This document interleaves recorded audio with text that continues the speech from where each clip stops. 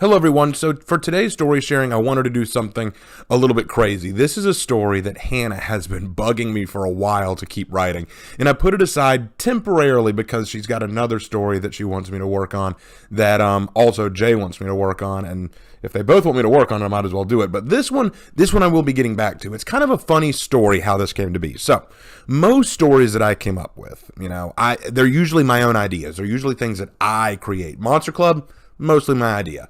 The Night Angel, my idea.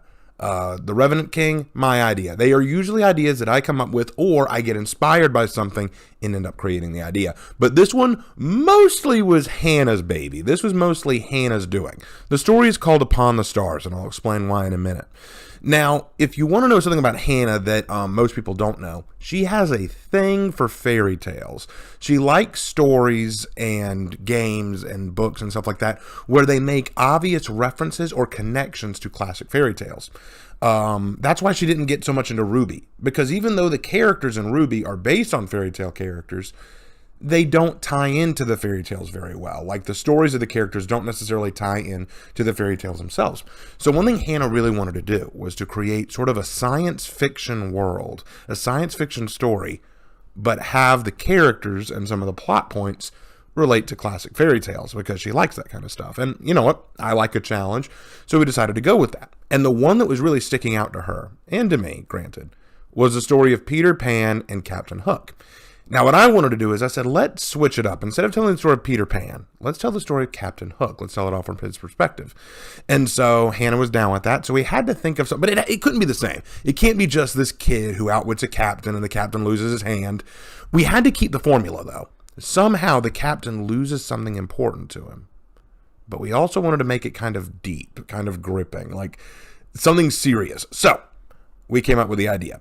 First of all, why did we call it Upon the Stars? Firstly, because, the classic Disney song, When You Wish Upon a Star, or if you watch Peter Pan, Peter says that Neverland is second star to the right and straight on till morning. So it's all about stars. So we thought fairy tale logic of stars and wishing on stars, and people are traveling the stars. That's where that came from. Okay, so now the story. It's a couple thousand years in the future. Mankind is expanding on the stars, and mankind has developed this sort of galactic fleet. The fleet has two jobs: to protect mankind from any intergalactic threats, and also to discover new worlds and to populate them or decide if they can be populated. Well, we follow two characters, two space captains who've worked together since they came out of academy: Peter Penolius and Christopher Hook. These are our two main characters. Well, these guys are pretty old now. They've seen a lot of campaigns. They've done a lot of stuff, and they're the best of friends. Hook, he cannot wait to retire. He's got a beautiful wife. He's got kids. He's got grandkids. He's like, you know what? I've had some fun adventures. I've had a good time. I'm ready to retire, settle down, and just spend the rest of my elderly years with my wife. But Peter, no, he misses his glory days. He's like, no. There's still so much to do. There's still so much to discover. There's still so much I want to accomplish. There are things I want to do with my life. There's something like that kind of thing. And he says, you see these new cadets coming into the academy. They're all just talking like philosophy. They're talking ideology. They're talking, theses and, theories about how to do space travel. That's all silly. That's all bupkis. That's wrong. We can't do stuff like that. We need to actually be involved. We need to actually do more things. But, Hook is like, man, we've had our fun. We've done everything we set out to do. Let's retire. Well, they're on their final mission. They've gone to a brand new planet, and after they decide whether or not this planet can be inhabited, then they'll move on. They'll go ahead and retire. But while on this planet, which is really lush and beautiful and otherworldly, like they compare it to the Garden of Eden, they're wandering around this planet, and they come across this childlike looking thing. They don't know what it is. They've never seen it before. It looks kind of human, and yet at the same time not quite human. They don't really know how to explain it. They end up calling it Medio, and it's supposed to be kind of the Tinkerbell character. Anyway, what happens is they decide they're going to try to catch it. And they sneak up on it and jump it. The creature, Medio, tries to escape from them, but ends up in a wrestling match, like trying to wrestle her down. And so she uses some kind of strange magical blast on the two. The next day, the two wake up, and both of them have gone through a startling change. Peter and Hook have both lost age. They have both become young again. Peter, a little younger than Hook, but Hook has not only lost age, he's changed into a woman. Now, you might be thinking, why did I make that change? Part of that's because I started writing this story after I stopped working on Metamorphosis, and I was still trying to look for that story that could carry on my ideas of discussing those kind of changes in a story. It doesn't have a whole lot of relevance, but I thought it would be better than just, take off his hand. Because one thing that I've often heard is that, the idea is like Hook lost his, I don't remember whether it was right or his left hand. Wendy, which one was it? It was the left hand. Thank you, Wendy. Point being, lost something important to him, and I thought this could be something important that he lost, like not only his age, but his his manhood, because keep in mind, he's married. He has children, he has grandchildren, and now he's completely different. It's going to be a totally different change for him. Now, Hook is totally not liking this. He's like, okay, we may be younger, Peter, but we need to find a way to turn back. Let's find that creature and see if we can't figure out a way to turn back. Peter is like, yeah, no, totally, I agree, but come on, man, you can't deny. This is kind of nice. I kind of like being young again. And Hook's like, yeah, nice, sure, let's go find the thing. Well, after a couple days of searching, they can't find her, but they also found that the planet is way more dangerous than they originally thought. So they decide to gather their fleets together, and Hook says, look, we're going to call in the fleet. We're going to let them know that this planet can't be inhabited. It's too dangerous. We need to quarantine the whole planet, and then after we quarantine it, we can have expert searchers come in and find this creature and then get it to turn us back. Peter is very much against this. No, we can't do that, because if we call in the fleet to come investigate, they'll lock the thing up, and they'll force it to turn us back, and maybe I like being young again. And Hook goes, Peter, we've been over this. Our time is up. We're old. We're tired. We can retire. Our days are done. We need to do this. And it's not just for our own sake. It's for the good of everyone. If we send out the report that this planet is habitable, what else could happen? What if that creature does worse things to other people?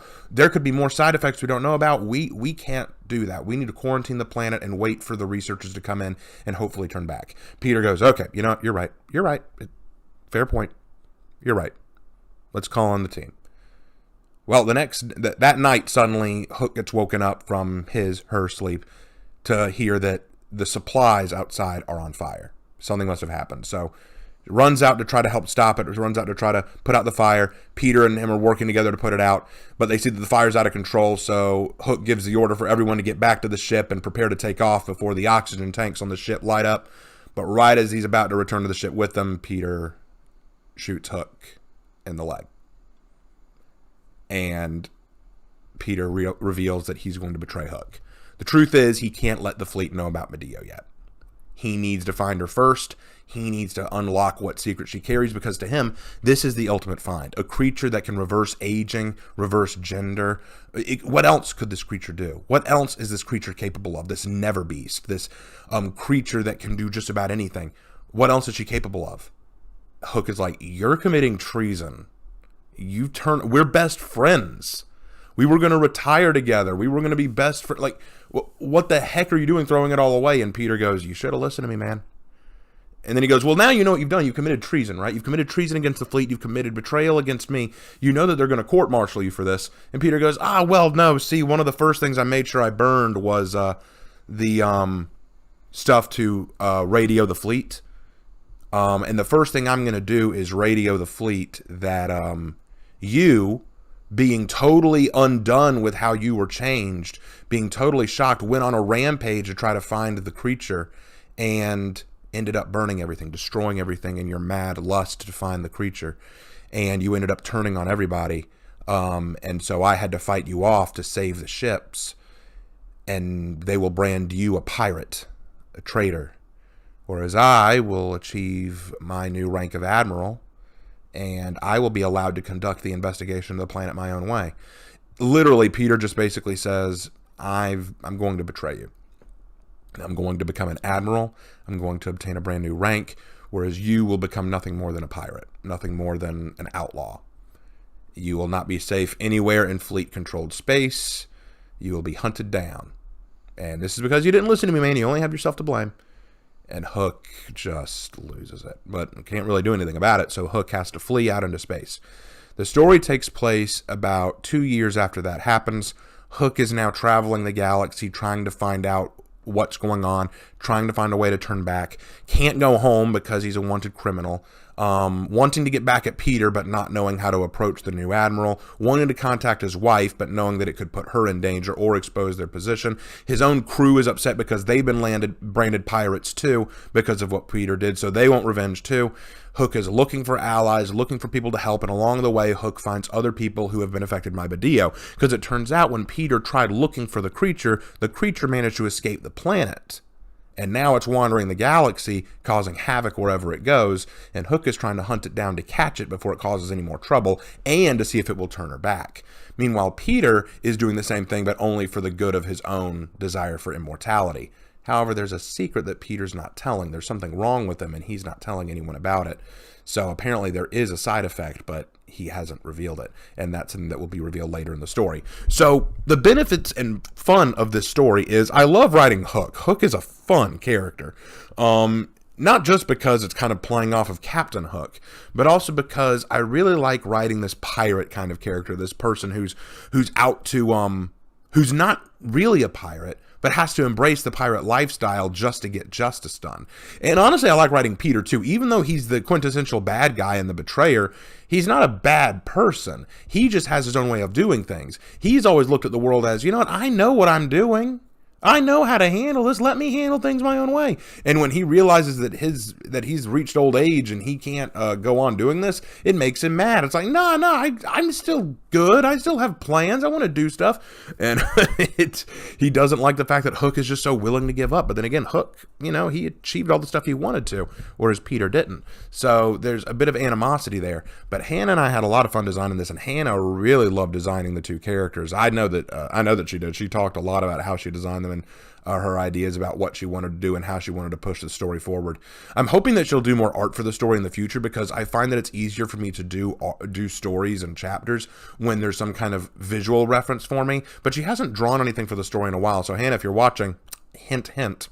But I think the biggest problem I had with the story, the only real problem I had with the story, is there were times where I wrote it that I felt there were some things that were heavy-handed. Some things that I didn't need to add. So what I'm planning on doing is going back and rewriting a few chapters and then continuing on with the story. Eventually I'll get to that, but we'll see what happens in that regard. In any case, what do you guys think of the story? Do you guys think that it's an interesting one? Do you guys not really care for it? What do y'all think? Let me know in the comments section. That does it for this story sharing. And as always, I will see you in my next video. Take care.